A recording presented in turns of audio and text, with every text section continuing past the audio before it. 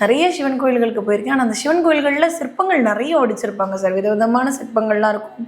அந்த ஒரு சிற்பங்களுக்கு பின்னாடி ஒரு கதைகள் கூட இருக்கும். ஆனால் நம்ம கோவில் கோபுரங்களில் சுற்றிலும் வந்து பார்த்தீங்கன்னா லிங்கத்தால் இருந்தது. ஃபுல்லாக எல்லா இடமே லிங்கம் மட்டும்தான் நிறைஞ்சது அந்த கோவில் கோபுரம் முழுக்க.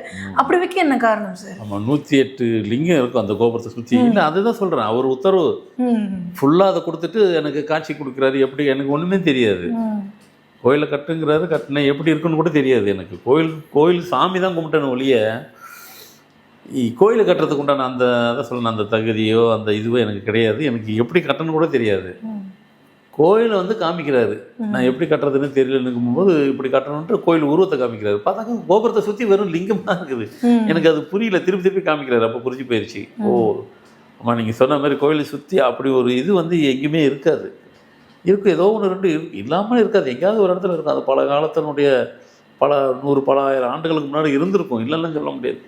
ஆனால் இந்த நூற்றாண்டில் இப்போ சமீபமான நூற்றாண்டில் கல்லாலே கருங்கல்லால் கட்டப்பட்டது இந்த கோயில் மட்டும்தான்.